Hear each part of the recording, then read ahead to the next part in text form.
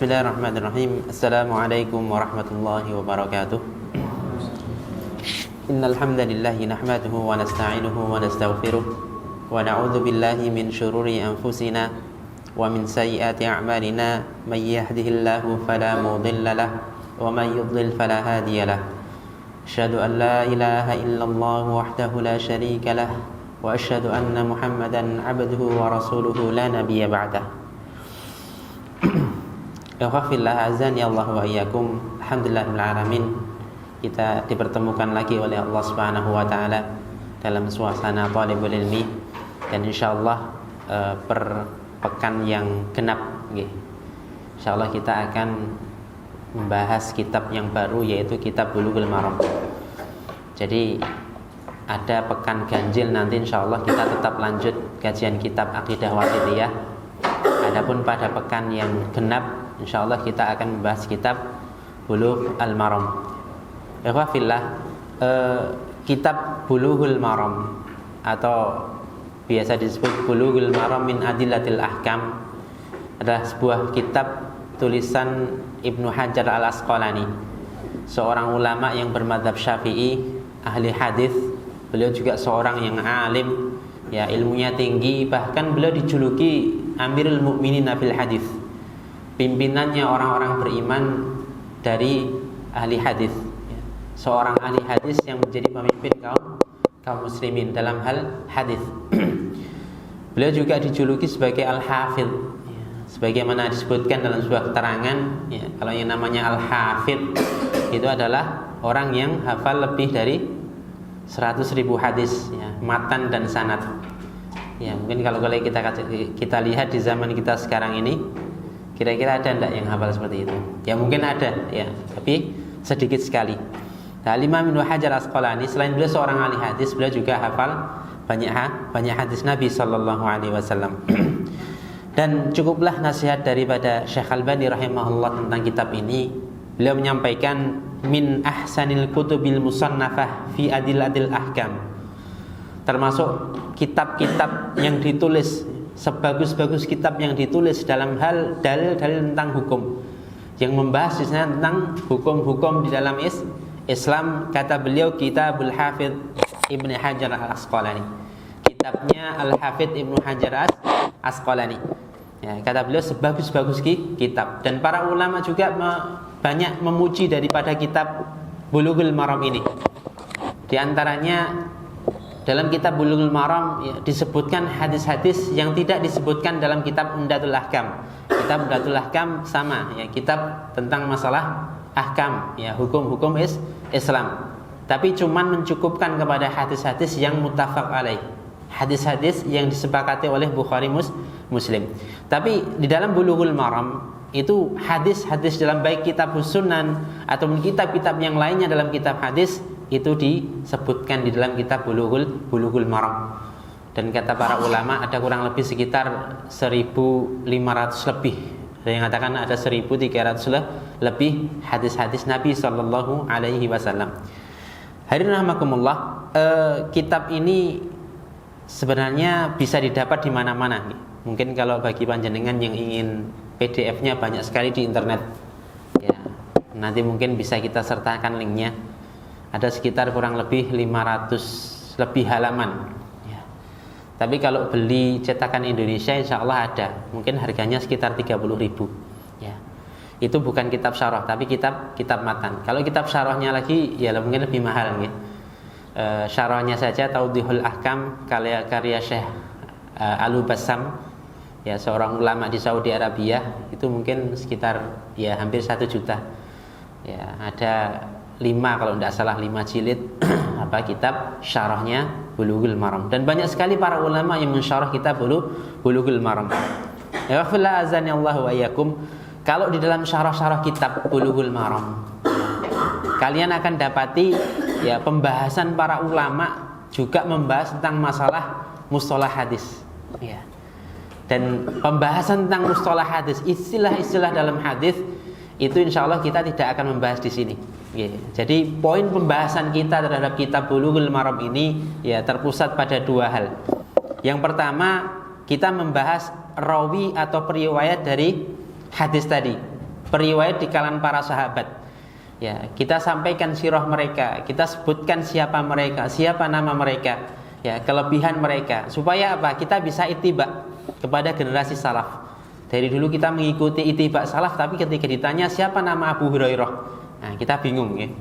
Dari dulu kita menyatakan ikut manhaj salaf, tapi ketika ditanya siapa nama Abu Bakar, nah, kita tidak tahu, ya. Tapi kalau giliran ditanya siapa, ya, strikernya Manchester United, kita langsung hafal, ya. Nah, seperti itu. Ini salah satu kata sebagian alim termasuk kemunduran kaum muslimin. Mereka tidak mengenal tokoh mereka. Padahal para sahabat radhiyallahu anhum, generasi salaf itu adalah generasi yang luar biasa. Ya, mereka banyak mengukir, ya, sejarah ini dengan tinta emas, ya. Banyak jasa-jasa mereka, dan mereka seharusnya layak dijadikan sebagai panutan dan pahlawan kita.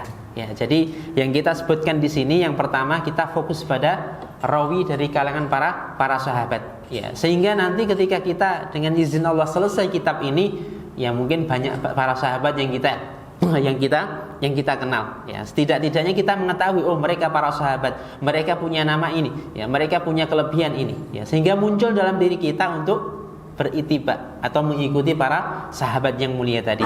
Kemudian fokus yang kedua, ya. Dalam kajian kita ini kita fokus kepada ma yustafadu minal hadis, ya. Apa faedah yang terkandung dalam hadis, ya. Jadi dari hadis yang kita bahas, ya, faedah apa yang terkandung dalam hadis tersebut, itu yang kita bahas. Tujuannya apa, hadirin rahimakumullah? Agar kita bisa segera mengamalkan, dan itulah tujuan kita belajar ilmu. Adapun syarah yang lainnya yang menjelaskan tentang ulumul hadis, itu insyaallah ada tempat tersendiri. Ya, bagi antum sekalian yang ingin belajar tentang mustalah hadis, ada tempat dan waktunya tersendiri. Tapi di sini kita fokus pada dua hal itu. Tujuannya apa? Al-ilmu lil amal. Ya, kita berilmu tujuannya untuk diamalkan. Hadirin rahimakumullah. Hadis yang pertama dalam kitab Thaharah, babul miyah, bab air, diriwayatkan dari sahabat Abu Hurairah radhiyallahu taala anhu. Saya bacakan, an Abi Hurairah radhiyallahu anhu qala, dari sahabat Abu Hurairah, semoga Allah meridhai beliau berkata, qala Rasulullah sallallahu alaihi wasallam fil bahr. Rasulullah bersabda tentang bahr, lautan. Apa kata beliau? Huwa tahuru ma'uhu al-hillu maitatuh. Lautan itu tahur, suci, ma'uhu airnya, al-hillu maitatuh, ya, bangkainya halal. Akhrajahul arba'ah, dikeluarkan oleh 4 imam, ya, dimaksud arba'ah di sini adalah Imam Abu Dawud, Tirmidzi, kemudian Imam Ibnu Majah dan Imam Nasa'i. Nah, imam-imam ini punya kitab namanya Kitabus Sunan, ya. Kitab Sunan adalah kumpulan hadis yang disusun berdasarkan bab-bab fikih. Wa Ibnu Syaibah, dan beliau juga punya sunan juga Ibnu Syaibah, wal lafdzu lahu, dan lafadznya ini ada pada Ibnu Syaibah. Wa sahahahu Ibnu Khuzaimah wa Tirmidzi, dan hadis ini disahihkan oleh Ibnu Khuzaimah dan juga Imam Tirmidzi. Wa rawahu Malik wa Syafi'un wa Ahmad, pun juga Imam Malik wa Syafi'i dan Ahmad juga meriwayatkan hadis ini. Hadirin rahimakumullah, hadis ini penuhnya, ini potongan penuhnya adalah datang seorang laki-laki kepada Nabi SAW. Kemudian bertanya, ya Rasulullah, wahai Rasulullah, inna narkabul bahr. Kami ini mengarungi lautan, ya, kami naik kapal di lautan. Wa nahmilu ma'anal qalila minal ma'. Sedangkan kami membawa air sedikit. Ya. Kemudian fa in tawadda'na bihi atishna. Apabila kita wudu dengan air yang kita bawa tadi, maka otomatis kita akan kehausan karena airnya sedikit.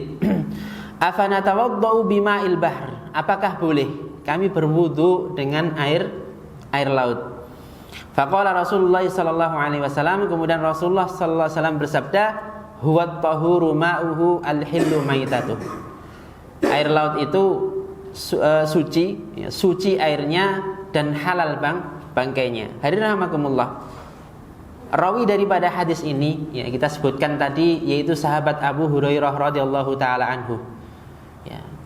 para ulama mengatakan ada kurang lebih sekitar 20 nama dari Abu Hurairah radhiyallahu taala anhu ini. Tapi yang sahih, yang kuat, yang dipilih oleh para ulama, beliau bernama siapa? Abdurrahman bin Sakhr. Ya. Ini yang sahih menurut para ulama. Beliau masuk Islam pada tahun Khaybar, kemudian beliau bermulazamah kepada Nabi sallallahu alaihi wasallam. Kurang lebih sekitar 4 tahun ya beliau bermulazamah kepada Nabi. Dan Abu Hurairah ini adalah hasil didikan dari Nabi sallallahu alaihi wasallam. Ya, hasil didikan mulazamahnya Nabi sallallahu alaihi wasallam. Ya. Kemudian fakana min aktsari sahabah riwayatan lil hadis. Maka Abu Hurairah ini juga termasuk sahabat yang paling banyak meriwayatkan hadis. Rahmakumullah, ada sekitar 7 sahabat yang mana mereka paling banyak meriwayatkan hadis daripada daripada sahabat-sahabat yang lain. Yang pertama, tingkat yang paling tinggi yaitu Abu Hurairah radhiyallahu taala anhu. Kurang lebih sekitar 5.300 lebih ya, hadis yang diriwayatkan oleh Abu Hurairah atau yang diambil dari Nabi sallallahu alaihi wasallam. Kemudian yang kedua, Abdullah bin Umar atau lebih kita kenal dengan nama Ibnu Umar. Beliau kurang lebih sekitar 2.600 lebih hadis yang beliau riwayatkan dari Rasulullah sallallahu alaihi wasallam. Peringkat yang ketiga yaitu Anas bin Malik radhiyallahu taala anhu. Kurang lebih sekitar 2.200 lebih hadis yang beliau riwayatkan dari Rasulullah. Peringkat yang keempat adalah Ummul Mukminin Aisyah radhiyallahu taala anha, istri Nabi sallallahu alaihi wasallam ya. Karena kedekatannya dengan Nabi ya, sehingga beliau juga banyak meriwayatkan hadis dari Nabi sallallahu alaihi wasallam. Kurang lebih sekitar 2.200 lebih hadis. Setelah itu adalah Abdullah bin Abbas atau yang sering kita kenal dengan Ibnu Abbas ya. Di bawahnya lagi adalah Jabir bin Abdullah Al-Ansari. Kemudian yang terakhir Sa'ad bin Malik atau lebih kita kenal dengan Abu Sa'id Al-Khudri radhiyallahu taala anhum. Ini sahabat-sahabat yang banyak meriwayatkan hadis dari Nabi sallallahu alaihi wasallam. Hadirin rahimakumullah, Abu Hurairah pun juga termasuk sahabat yang paling banyak meriwayatkan hadis. Bahkan Ibnu Umar pernah mengatakan kepada Abu Hurairah, "Kunta al-zamana li Rasulillah sallallahu alaihi wasallam." Engkau adalah orang yang paling banyak bermulazamah kepada Nabi sallallahu alaihi wasallam. Ya, mulazamah niku dekat dengan Nabi. Ya, mengikuti Nabi. Kalau bahasa orang Jawa mungkin ngenger nggih, sebabnya. Ngenger itu derek tumut kiai ya bahasa kita ya. Jadi ngenger itu namanya. Lah, bermulazamah kepada Nabi sallallahu alaihi wasallam. Wa a'lamana bi hadithi, dan engkau adalah orang yang paling mengetahui hadisnya Nabi sallallahu alaihi wasallam. Ini gambaran akhlak para sahabat nggih. Ketika ada saudaranya atau sahabat yang lain yang punya kelebihan, mereka tidak segan-segan untuk mau mengambil faedah. Ya, bukan ngapunten mungkin seperti zaman kita ya, ya ini seumuran ini, ya saya tidak mau ngambil dari dia, saya tak cari ilmu yang lain, tidak. Ya, para sahabat ketika melihat sahabat lain, walaupun usianya lebih muda, tapi dia mempunyai kelebihan dalam hal ilmu, mereka tidak segan untuk bertanya kepada yang lebih muda. Dan ini contoh yang bagus dari para sahabat radhiyallahu taala anhum. Kana min awiyatil ilm. Pujian para ulama, Abu Hurairah juga termasuk siapa? Ya, gudangnya ilmu. Ya, karena hadis yang diriwayatkan dari Rasulullah itu banyak dan beliau menduduki peringkat yang pertama. Min kibari aimatil fatwa, juga termasuk para sahabat yang berfatwa. Ya, di antara sahabat-sahabat kibar yang berfatwa. Ma'al jalalah wal ibadah wat tawadhu. Walaupun ilmu beliau tinggi, hadis yang beliau hafal itu banyak, tapi apa? Beliau punya kemuliaan juga ya. Ibadah beliau kencang, kemudian beliau juga termasuk orang yang tawadhu. Dan ini poin ini hadirin rahimakumullah adalah poin yang ada di antara semua para sahabat ya. Ilmu mereka tinggi sesuai dengan ibadah mereka ya. Ilmu mereka tinggi sesuai dengan amal ibadah mereka ya. Tidak seperti mungkin kebanyakan zaman sekarang ya. Ilmunya tinggi tapi ibadahnya nol. Ya, ini yang jadi masalah di sini ya. Tapi para sahabat ketika mereka berilmu, mereka semangat untuk mengamalkan. Lah, poin ini yang kita ambil dalam kajian Bulughul Maram. Jadi ketika kita mengaji hadis-hadis Nabi sallallahu alaihi wasallam, tujuannya apa? Untuk kita amalkan. Itu yang paling penting. Karena kewajiban setelah kita berilmu yaitu kita mengamalkan ilmu kita. Al-Imam Bukhari rahimahullah mengatakan rawa anhu 800 nafsin aw aktsar. Ya. Yang meriwayatkan dari Abu Hurairah, ini bisa juga diartikan yang mengambil hadis dari Abu Hurairah, yaitu sekitar 800 atau lebih ya, dari kalangan ya muridnya Abu Hurairah ya. Jadi salah satu bentuk keberkahan ilmu ya, kita akan juga dicari ilmunya. Ketika kita belajar kepada orang yang berilmu dan kita sungguh-sungguh mengamalkannya, insya Allah akan dicari juga ilmu kita. Hadirin rahimakumullah, ma yustafadu minal hadis ya. Jadi apa yang bisa kita ambil faedah dari hadis ini ya. Hadis ini pendek ya, tapi maknanya sangat dalam. Yang pertama ya, ma yustafadu minal hadis ini, faedah yang kita ambil dari hadis ini saya ambilkan dari kitab Tawdihul Ahkam ya, karya Syekh Ali Bassam. Di PDF-nya pun juga banyak gitu. Jadi di sana mungkin jenengan nanti bisa menyimak. Jadi kita jelaskan nanti faedah-faedahnya. Adapun faedah dari hadis ini kurang lebih ada sekitar 10 faedah ya. Faedah yang pertama, qala Syafi'i, Al-Imam Syafi'i mengatakan hadzal hadis ini nisfu ilmi taharah, separuh ilmu taharah. Maknanya apa? Hadirin rahimakumullah, kalau antum faham tentang hadis ini, maka secara tidak langsung setengah daripada ilmu taharah kita memahami ya. Maka hadis ini walaupun pendek tapi faedahnya luar biasa. Adapun Ibnu Mulaqin, beliau mengatakan, wa qala Ibnu Mulaqin, berkata Ibnu Mulaqin, hadzal haditsu haditsun azim, hadis ini merupakan hadis yang agung, wa aslun min usulit taharah, dan dasar daripada dasar-dasar masalah taharah, mustamilun ala ahkamin katsirah wa qawaida muhimmah, yang mencakup hukum-hukum yang sangat banyak ya, karena terkait dengan hukum laut dan hukum bangkainya ini sangat banyak sekali. Wa qawaida muhimmah, dan kaidah-kaidah yang penting ya. Kita lihat dari Allah, kata Rasulullah tentang air laut, huwa tahuru ma'uhu, airnya suci ya. Berarti ada hukum apa di sana? Kalau airnya suci berarti boleh digunakan untuk berwudu, kemudian mandi janabah ya, kalau mau ya. Ada yang mau mandi janabah dengan air laut ya tidak masalah, kalau ketika tidak ada air tawar ya. Tapi muncul hukum di sana ya. Terus karena dia suci dan mensucikan ya, maka dia boleh digunakan untuk bertaharah. Al-hillu maitatu, bangkainya halal, kata Nabi. Berarti semua yang ada di laut itu dihalalkan oleh Allah Subhanahu wa taala ya. Pertanyaannya, loh kalau kayak babi laut gimana? Ada kan babi laut, terus apa lagi? Anjing laut. Nah, karena kata Rasulullah al-hillu maitatu, bangkainya itu halal, maka semuanya halal. Nah, hadirin rahimakumullah, kata Syekh bin Baz rahimahullah, ini termasuk kemurahan dari Allah Subhanahu wa taala. Ya, tausiah ya, termasuk keluasan dari Allah Subhanahu wa taala. Maka dalam masalah makanan ya, selama tidak ada dalil yang mengharamkan ya, makanan tersebut, berarti dia kembali kepada hukum asal, yaitu halal ya. Tapi kembali kepada selera mungkin gitu. Oh, saya tidak enak makan penguin ya, atau saya tidak enak makan anjing laut ya, sudah tidak usah dipaksa ya, daripada nanti keluar lagi ya. Tapi faedah yang kedua rahmakumullah, fil hadis, di dalam hadis jadi tahuriyatu ma'il bahr, sucinya air laut ya. Tahuriyah berarti kalau air tadi suci bisa digunakan untuk bersuci ya, boleh untuk wudu, boleh untuk mandi janabah, dan juga boleh untuk digunakan menghilangkan najis. Wa bihi qala jami'ul ulama, dan dengannya berkata mayoritas para ulama. Dan mayoritas para ulama termasuk 4 imam mazhab mengatakan bahwasanya air laut itu suci dan mensucikan. Ya, ada sebagian ulama yang mengatakan makruh kita berwudu dengan air laut ya, berdasarkan sebuah hadis, tapi hadisnya dhaif, tidak bisa dijadikan sebagai pegangan. Dan kita berpegang kepada jumhur mayoritas para ulama bahwasanya air laut itu suci dan bisa kita gunakan untuk bersuci. Syekh bin Baz rahimahullah ya, ketika ditanya tentang air laut, apa kata beliau? Ahkamuhu annahu tahur. Hukum air laut adalah tahur, suci dan mensucikan. Ma'ul bahri tahurun mutahhirun minan najasat wa minal ahdath.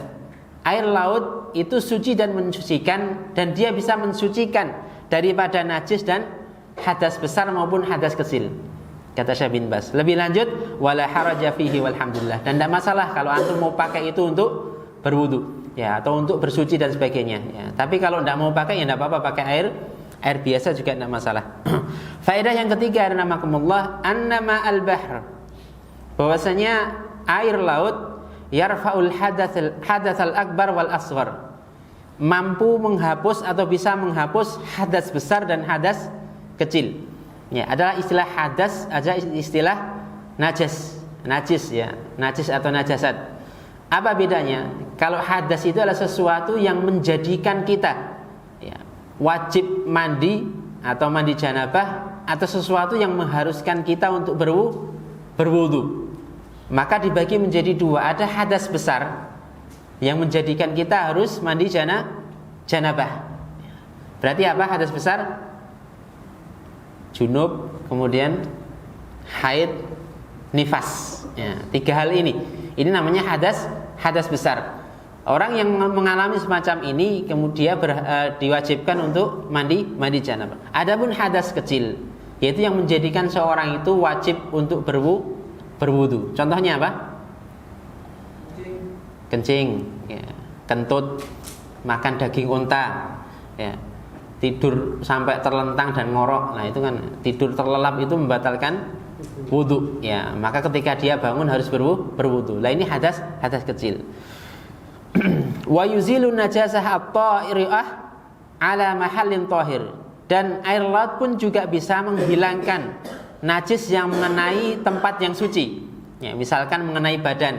Ya, kita di laut sudah kita bersihkan dengan air laut, ya, kotoran tadi bisa. Au thawbin, atau yang mengenai baju kita bersihkan dengan air laut. Au buqatin, atau yang mengenai sebidang tanah. Au ghairi dzalik, atau yang lainnya.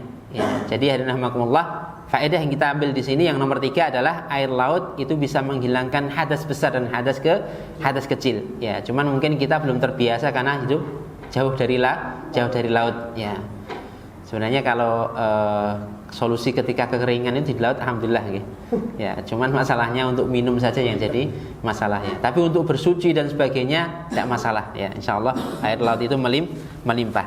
Dan wallahu taala alam. Ini yang menarik. Dalam hadis-hadis tentang akhir zaman, itu yang kering apa? Sumber-sumber air, ya, danau, sungai. Ada tidak di sana disebutkan laut? Ya, makanya solusi aman menghadapi akhir zaman, ya, ketika datang kemarau di pinggir laut. Nah, ini solusi saja, ya. Artinya kita tidak terbebani atau terberatkan dengan masalah thaharah, ya. Hadirin rahimakumullah. Faedah yang keempat, annal ma' idza taghayyara ta'muh, air ketika dia berubah ta'muh, rasanya, au launuh, atau warnanya, au rihuhu, atau baunya, bisyai'in tahir, disebabkan karena satu yang suci. Ya, ada air yang dia berubah rasanya, ya, karena kemasukan atau ketempelan sesuatu yang suci. Ya, semisal kemasukan teh atau kemasukan gula, itu kan suci, ya. Kemasukan susu, ya, atau kemasukan pewarna. Lah, itu merubah warnanya atau merubah rasanya atau merubah baunya, maka fahuwa baqin ala tahuriyatihi, maka dia tetap pada kesuciannya. Perhatikan di sini, ya, dia tetap pada kesuciannya. Artinya apa? Boleh digunakan untuk bersuci dan dia mensucikan madama ma'an baqiyan ala haqiqatih. Selama air tadi, ya, tetap pada hakikatnya, ya. Jadi selama dia bentuknya air, artinya apa? Kita mengetahui ini air, maka ini tetap boleh kita gunakan untuk bersuci. Makanya para ulama, ya, ketika mengatakan ada air-air yang dia berubah secara alami, ya, air sungai, ya, karena di sana banyak lumpurnya, kemudian dia berubah jadi coklat, ya, ini berarti berubah warnanya. Lah, tapi apa? Wa baqin ala khilqatihi, dia tetap pada hakikat dari air tadi. Dia tetap, orang akan mengatakan, oh ini air kan, ya, bukan air coklat atau apa, ini tetap air, ya. Maka apa? Ketika dia tetap pada air tadi, maka boleh kita gunakan untuk bersuci. Air yang tercampur dengan lumut, semisal, dia akan berubah warna, mungkin jadi hijau, ya. Ini tetap boleh kita gunakan berwudu. Dan sesuatu hal ini adalah hal yang dima'fu atau dimaafkan di dalam syariat. Atau mungkin sering kita mampir ke masjid, ya, kemudian kita berwudu, air wudunya bau besi, gitu. ya, bau besi atau apalah, itu boleh kita gunakan untuk berwudu ya, karena tidak merubah hakikat daripada air. Walau istaddat muluhatuhu ya, walaupun air tadi sangat-sangat muluhah, asin ya. Au hararatuhu, atau dia sangat panas ya, atau berubah panas dan dinginnya. Au burudatuhu, atau dinginnya. Jadi panas dinginnya air itu mempengaruhi kondisi air tadi. Wa nahwiha, dan yang semisalnya. Tapi selama tadi hakikat air tadi masih tetap ya, dia tidak berubah, maka boleh kita gunakan untuk bersuci. Dan perubahan tadi adalah perubahan yang dimaafkan di dalam syariat. Faedah yang kelima, rahmakumullah, yadul hadis ala annahu la yajibu hamlul ma'il kafi lit taharah ma'al qudrati ala hamlihi. Nah, berarti ini faedah yang bagus ya. Hadis ini menunjukkan bahwasanya seorang tidak wajib membawa air yang mencukupi dia untuk taharah, untuk bersuci ya, ma'al qudrati ala hamlihi, walaupun dia mampu membawanya. Contoh kita mau pergi ke Surabaya ya, bawa bekal air untuk minum ya. Wah, nanti kita taharahnya gimana? Sudah kita bawa 1 galon untuk taharah, tidak perlu gitu. Ya. Dengan dalil apa? Ya, tadi yang disebutkan dalam hadis tadi. Ya, Allah tidak membebani kita sesuatu hal yang keluar dari kemampuan kita. Ya, perkara nanti di sana, urusan di sana. Ya, dan alhamdulillah kita di Indonesia ini Allah mudahkan, ya. Jadi air melimpah, ya, musola, masjid itu banyak di mana-mana. Ya, sehingga ketika kita sampai di suatu daerah, kita tidak kebingungan dalam mencari air.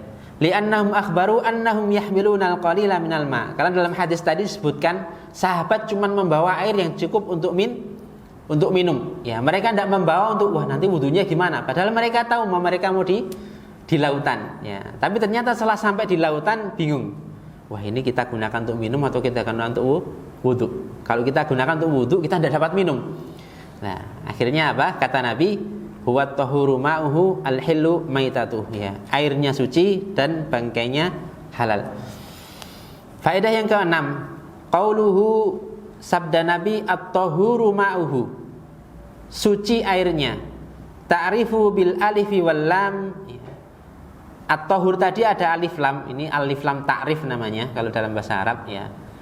Al-mufidu lil hasr, yang salah satunya berfungsi untuk membatasi, hanya. Seperti kata alhamdulillah, alif lam pada kata hamdu. Itu maknanya hanya kepunyaan Allah. Ya, semuanya pujian hanya kepunyaan Allah. Sama dengan seperti ini, at-tahuru ma'uhu, yang suci airnya adalah air laut. Seakan membatasi, oh ternyata tidak ada yang lain yang suci kecuali air laut. Apa kata beliau? La yanfi tahuriyata ghairihi, tidak menafikan atau tidak mengingkari ada selain daripada air laut yang suci. Ya, dalam kitab Abu Syuja ya, ada air laut, kemudian ada air hujan, ada mata air, kemudian ada air danau, ada air sungai. Itu semuanya suci. Dan itu adalah air yang tawar. Liwuqu'ihi jawab su'ali an ma'il bahri. Karena ada jawaban Nabi SAW tentang air laut tadi. Ya, para sahabat yang membawa air tadi, membawa air laut atau air tawar? Air tawar. Nah, berarti di sini menunjukkan bahwasanya selain air laut itu ada air yang suci dan boleh digunakan untuk bersuci. Fahuwa mukhassasun binususin ukhra. Itu dikhususkan dengan nas-nas yang lain. Artinya adanya yang suci selain air laut itu ada nas-nas yang mengkhususkannya. Hadirin rahimakumullah, faedah yang ketujuh, anna maitata hayawanil bahri halalun. Nah, ini yang menarik kan. Sungguhnya bangkai hewan laut itu halal.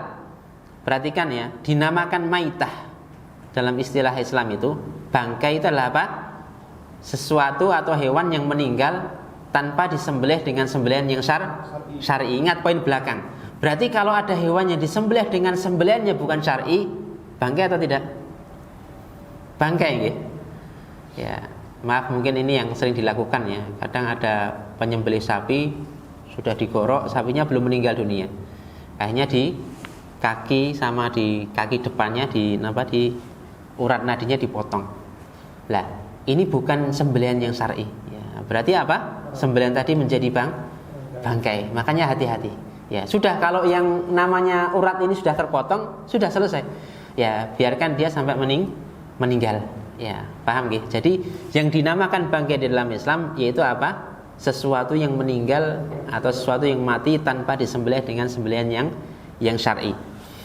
Wal muradu bi maitatihi, yang dimaksud dengan bangkainya laut yaitu apa? Ma mata fihi min dawabihi, sesuatu yang meninggal daripada binatang-binatang laut tadi, mimma la ya'ishu illa fihi, ya, yang mana dia tidak hidup kecuali di laut tadi. Ya, ini namanya bangkai laut. Tidak bisa kita katakan ada burung yang terbang, ya, Zubair nembak burung deer gitu. Kemudian setelah itu burung itu belum mati, akhirnya dia lari, ya, sampai di tengah laut dia teler sudah jatuh, akhirnya jadi bangkai. Lah ini bukan bangkai laut namanya. Tidak bisa, bu ini kan mati di laut, berarti bangkai laut, ya, berarti halal, bukan, ya. Kenapa? Ya, karena dia aslinya hidup di darat. Ya. Yang dimaksud bangkai laut adalah apa? Binatang yang asli hidupnya adalah di laut. Maka semua bangkai yang ada di laut, ya, baik dia karena semua ikan tidak bisa disembelih, ya, maka bangkainya halal. Itu berarti halal kita konsumsi. Ya. Hadirin rahimakumullah, di sini ada khilaf, ya, perbedaan di kalangan para ulama. Al-Imam Abu Hanifah beliau mengatakan bolehnya memakan semua ikan dan jenis-jenisnya di dalam laut. Tapi beliau mengharamkan yang selain itu. Ya, semisal apa? Kalbul ma, anjing laut, kemudian babi laut,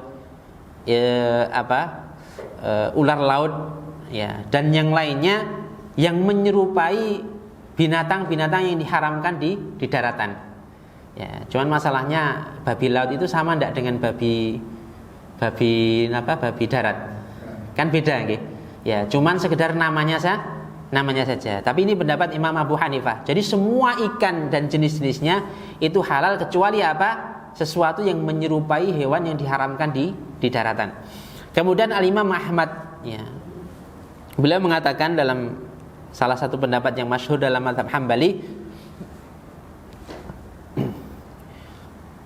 ila ibahati hayawanil bahri kulli, ya, tentang bolehnya memakan semua binatang laut, ya. Ada ad-difda wal hayah wa timsah, ya, selain difda itu kata, wal hayah dan ular, wa timsah buaya. Ada buaya laut, gitu. Ya, mungkin buaya yang dia hidupnya di laut, ya. Semuanya selain hal itu maka boleh dimakan. Berarti ikan hiu boleh, ya, boleh, ya. Ya, tapi nanti ada perinciannya, gitu. Ya. Kenapa alasan beliau fadifda wal hayah minal mustakhbasat, ya. Kata dan ular tadi termasuk binatang-binatang yang buruk, ya, maka tidak boleh dimakan. Adapun timsah, kata beliau, timsah adalah buaya, faduna bin yaftarishubi, maka dia punya taring. Perhatikan di sini, ya. Makanya setiap makanan, ya, atau binatang-binatang, ya, ketika dia mempunyai sesuatu ciri yang menjadikan kita dilarang memakan, maka kita tidak boleh memakan. Salah satunya apa? Punya taring. Nah, kalau di sana di lautan tadi ada hewan yang memang dia hewan laut, ya, hidupnya di laut, tapi dia punya taring, maka tidak boleh kita makan, ya. Bukan karena dia haram karena dari laut, tidak, ya. Tapi dia haram tidak boleh dikonsumsi karena ada sebab. Hukum asal semua yang di lautan itu halal, ya, kecuali ada sebab yang mengharamkan. Kemudian dua imam yaitu Imam Malik dan Imam Syafi'i boleh semuanya bila istisna, tanpa terkecuali. Ya, kalau Imam Abu Hanifah kemudian Imam Ahmad itu mengecualikan tadi. Tapi kalau Imam Malik dan Imam Syafi'i semuanya boleh, silahkan dimakan, ya, kalau mau, ya. Berarti putri duyung boleh dimakan, kan? Putri duyung ada enggak? Ikan duyung ada, ya, tapi putri duyung wallahu ta'ala alam. Konon ada banyak para ulama yang membahas tentang masalah putri duyung. Ada sebagian yang membahas tentang masalah putri duyung, ya. Tapi apakah kalau itu termasuk hayawanul bahri, maka dia dianggap sebagai, ya, binatang laut, ya, maka boleh dimakan. Yo opo teko? Emang pernah lihat putri duyung kayak apa? Yang kita lihat kan di film-film, ya. Ya, yang menarik, ya, ada sebuah keterangan. Jadi dahulu para nelayan yang ketika mereka menjaring kemudian mendapatkan putri duyung tadi, mereka disumpah. Ya, bersumpah karena tidak mengapa-main putri duyung tadi. Wallahu ta'ala alam, apakah ini benar atau tidak? Karena di bagian tubuh atas itu mirip manusia dan bawah itu mirip ikan.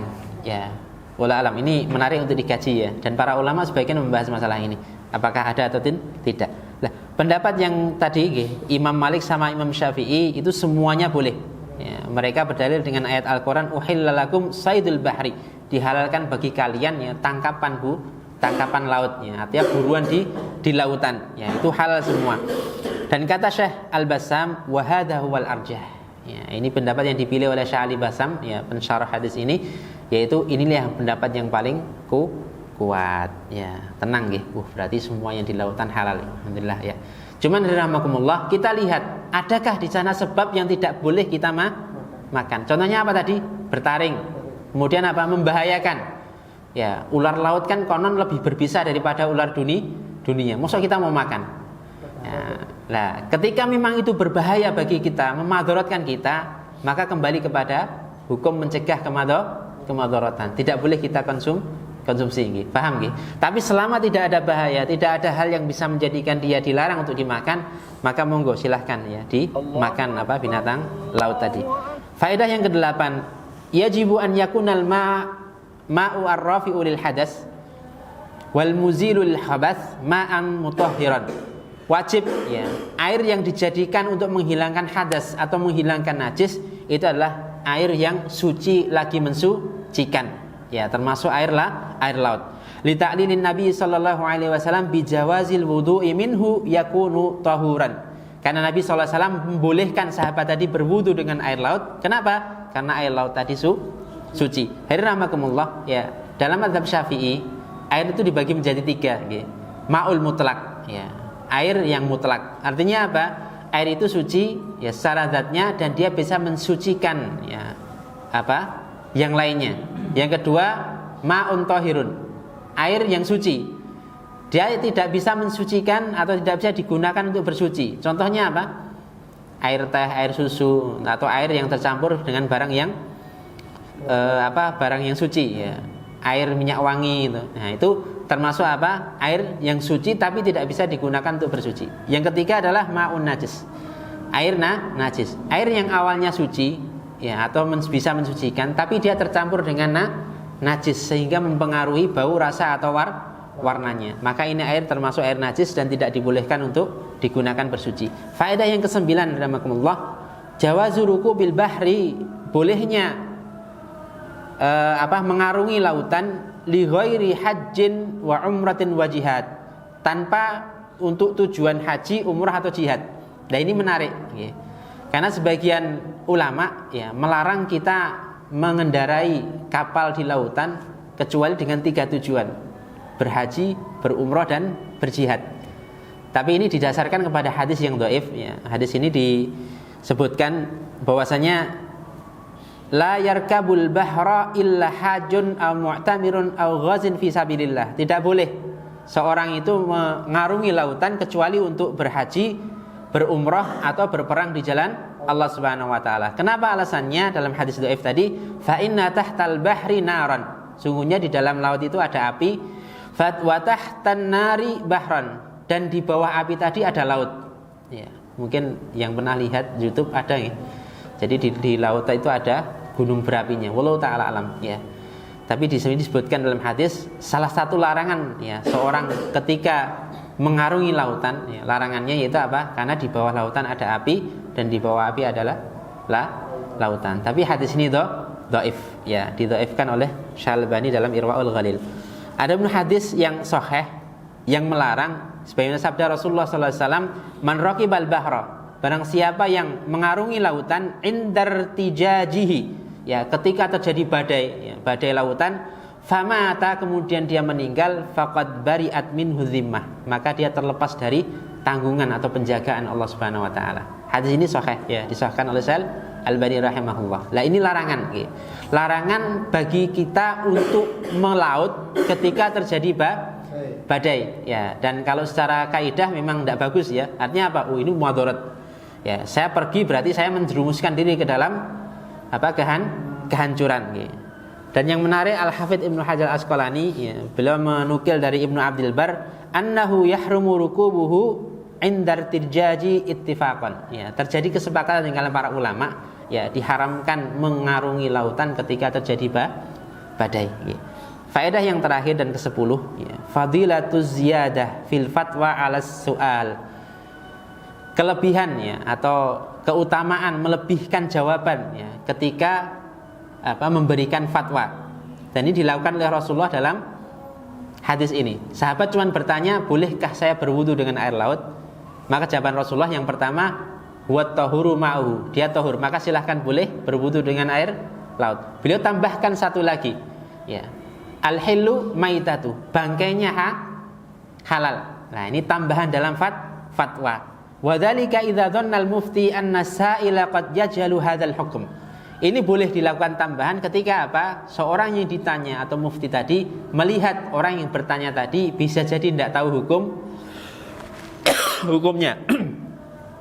Au annahu qad yubtala bihi, atau bisa jadi dia diuji dengan pertanyaan tadi atau dengan sesuatu yang terjadi di laut tadi. Kama fi maitati hayawanil bahri diraqibihi, sebagaimana, ya, dalam bangkai air laut, ya. Jadi tambahan Nabi al-hillu maitatu, bangkainya itu halal, bisa jadi, ya, ini termasuk basyirah dari Nabi, bisa jadi sahabat tadi tidak cuma berwudu dengan air laut, ya. Bisa jadi ketika di lautan dia lapar dan kehabisan bekal, maka muncul dalam pikirannya, ya, wah, ini boleh tidak ya saya makan binatang laut. Lah, maka hukum ini ditambahkan oleh Nabi SAW, dan ini termasuk mahasil fatwa, ya, kebagusan dalam berfatwa. Maka seorang ketika ditanya, ya, tahu kondisi orang yang bertanya, ya, maka berikan jawaban yang lebih, ya, sebagai semacam hukum tambahan bagi orang yang bertanya, ya, sehingga faedahnya lengkap. Wallahu taala alam. Ini 10 faedah yang bisa kita ambil dari hadis ini, ya, semoga bisa dipahami. Mungkin ada yang kurang paham atau ingin ditanyakan, falyatafadhalu. Ya. Pertanyaan yang pertama, bagaimana hukum hewan amfibi? Amfibi itu kalau pengertian kita hewan yang hidup di dua alam, ya. Atau dalam istilah fikihnya hayawanul barma'i. Bar itu darat, ma'i itu air, ya. Jadi hewan darat laut, ya. Yang menarik adalah makumullah, ya. Kalau ada hewan seperti itu, maka kata Syekh Muhammad Asy-Syinkiti bilang, lihat aghlabahu, lihat ke mayoritasnya, ya. Dia lebih banyak hidup di air atau lebih banyak hidup di darat. Ketika dia lebih banyak hidup di air, maka dia dihukumi dengan keumumannya, dihukumi sebagai hewan laut, ya, maka boleh dikonsumsi, ya. Tapi kalau dia mayoritas lebih banyak hidupnya di darat, maka dia dihukumi hewan darat. Kalau dia termasuk hewan yang halal, maka boleh dikonsumsi, ya. Kecuali dia benar-benar setengah di darat, setengah di air. Nah, kira-kira apa hewan seperti ini?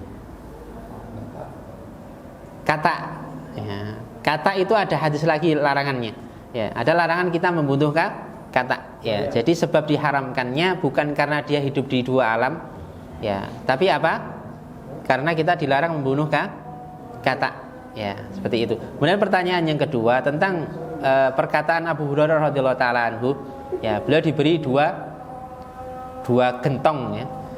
Ya, yang itu adalah hadis yang beliau dapatkan dari Rasulullah. Ya, yang satu beliau simpan dan tidak disebarkan, yang satu baru disebarkan. Wallahu taala alam.